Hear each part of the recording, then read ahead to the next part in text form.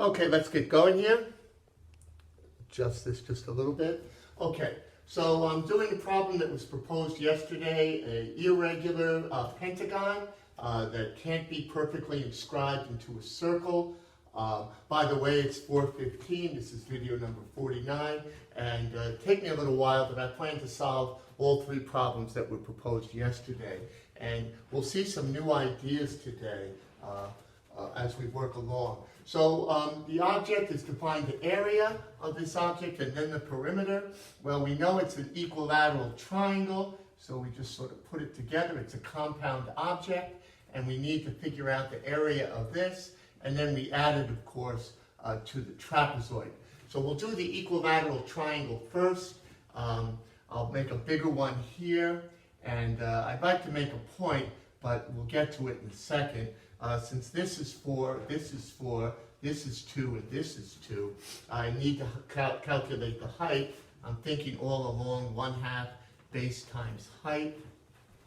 And I do the math here, and since this is a hypotenuse, this is a right triangle, I get 4 squared minus 2 squared. That's 16 minus 4, and that equals 12. Take the square root on both sides. I'm moving along a little quickly here because we've done this so many times, and I want to simplify this as well. So that would be 4 radical 3, which turns out to be 2 radical 3. So I'll take this height, that's what I just figured out here, and I'll plug it in here with the other data that we have. So the 1/2 times the base, which is 4, and the height is 2 radical 3. I'll cancel this, so it didn't take me long. The area of this is 4 radical 3. Okay? Now, there's an even better way to do this. I don't want to talk about it now.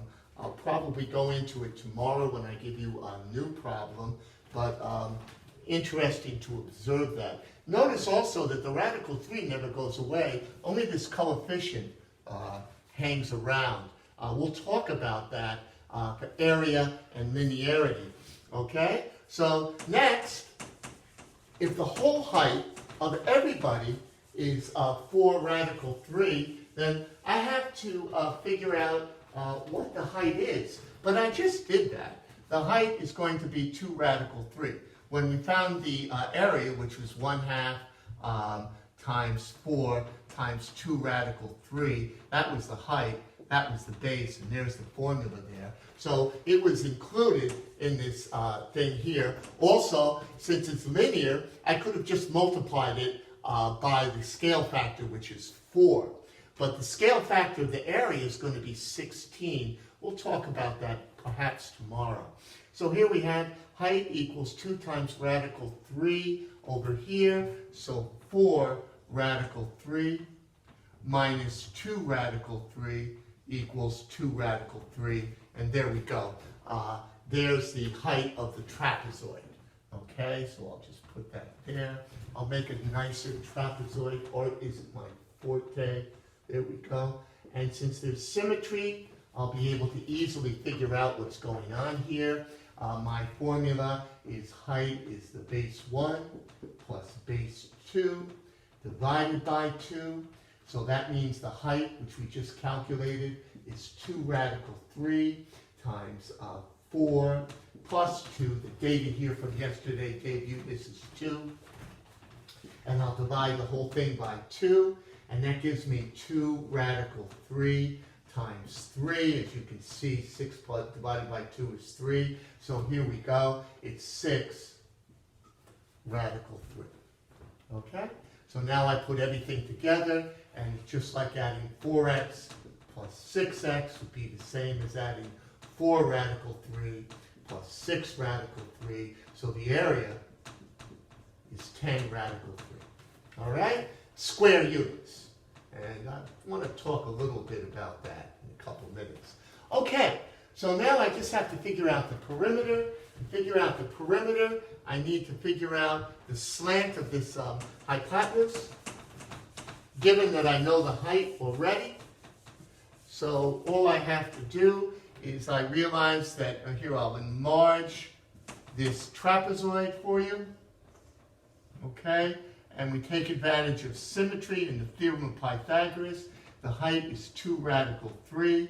If this is 2, there's symmetry here. This is 1 and this is 1, adding up to 4. So it's going to be 2 radical 3, which is 1 leg. I'll square it, plus 1 squared equals the slant squared. I'll call this the slant squared instead of h, which can be confused with the height.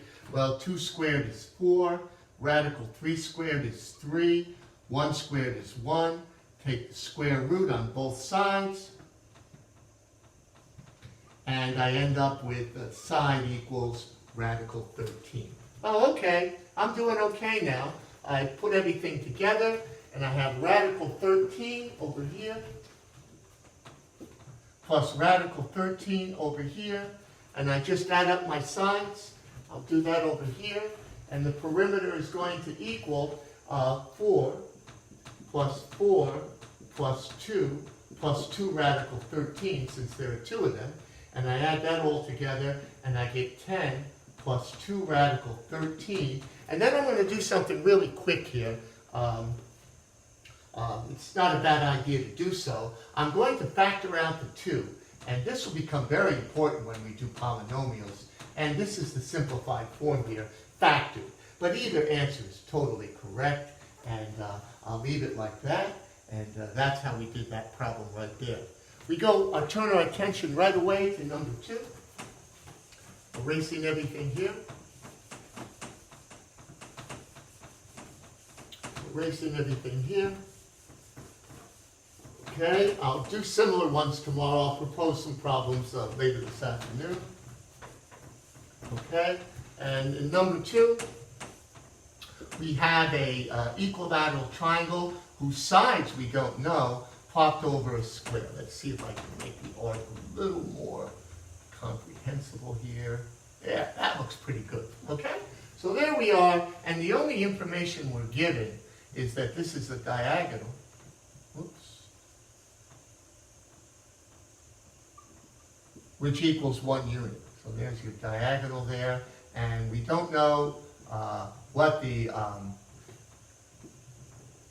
equilateral triangle is, but it turns out with this information, we'll be able to find both the area and the perimeter. We'll make a little picture of what's going on, plus the square, and that's going to be the area. And if we find the x, the diagonal, the perimeter will be very easy to do because it'll be just 5 times whatever that x is. Well, we'll be able to do that quickly. Okay, so what do we have here? Well, we can't do anything with the equilateral triangle. We have no idea what its sides are. However, we can figure out what the diagonal of this guy is. So it's x squared. Because I have a triangle right here, I put the little thing here. This turns out to be an isosceles right triangle, plus x squared, okay, equals 1 squared. So that means 2x squared equals 1 squared, and that means that x squared equals 1 over 2. We square both sides, as we've been doing constantly here, and we get 1 over the square root of 2. Well, I'm going to simplify that, okay? And I haven't done it before. Now is just a good time to do it as any time. Normally in math, well, we don't want a radical on the bottom in the denominator, so we usually make them go away. Quite easy to do. I'll just multiply it by 1. Since radical 2 divided by 2, that is any number divided by itself except 0, equals 1, and 1 times any number is that number. We end up with radical 2 over 2. Okay? So that's the side of x. So we immediately know the perimeter. The perimeter equals 5 times radical 2 over 2. So that's done. And now we have to figure out what the area is. Well, the area of the square will be very easy. Let's focus first on the area of the equilateral triangle. So I'm going to write that all over here. And we have this equilateral triangle, and we do the same thing that we're doing here, and we know that this is radical 2 over 2. This must be radical 2 over 4, half of that. How did I get that? I'll put it over on the side. A radical 2 times 1/2, that's just 1/2 of that.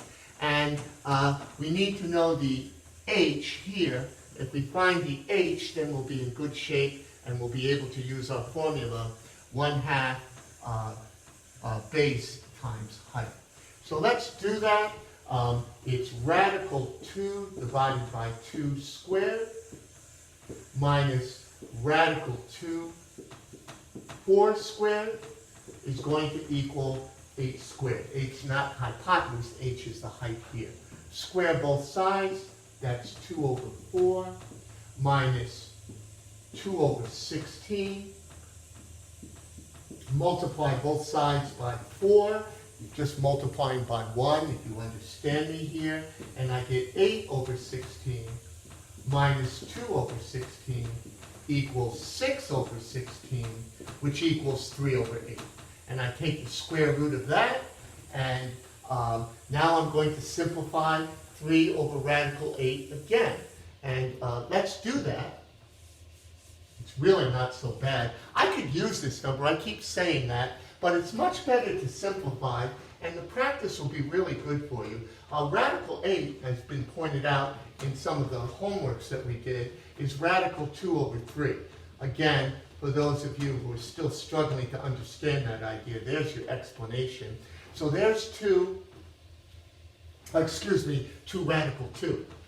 And then we have this over here, so we have 2 radical 2. And now I'm going to multiply both sides by radical 2 like I just did. Again, you don't have to, but it certainly makes the calculations easier. Okay? And I end up with radical 6, because radical 2 times radical 3 is radical 6, divided by 4. Okay? Radical 2 times radical 2 is 2. 2 times 2 is 4. So that's the height. Almost done now. That time is getting long in the tooth. Okay? So 1/2 base, which is 2 radical 2, which we decided over here. Radical 2 over 2. Times the height, which is radical 6 over 4. Do the math, you get radical 12 over 16. Simplify, and you get, as I've done so many times, radical 2 over 16. Simplify again, and you get radical 3 over 8.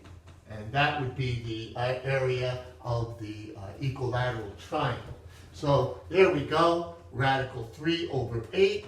The square is very easy. It's 2 radical 2, that's each side, times 2 radical 2, okay? I have it upside down, sorry about that. Radical 2 over 2 times radical 2 over 2, and that equals 2 over 4, which equals 1/2.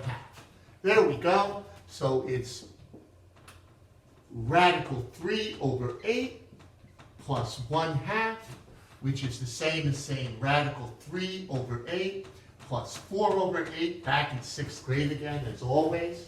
And then we end up with the proper answer of radical 3 over 4 plus 8 is the compound area of this figure. Okay? And I'll X that out. I did it this way. A lot of new ideas are being introduced here. I hope you're paying attention. We'll definitely do another one tomorrow. A lot of new ideas are coming up in the math that we're doing here. Okay? So we'll try another one tomorrow. Let me just get this off. I owe you problem number 3. I'll do that in a couple minutes.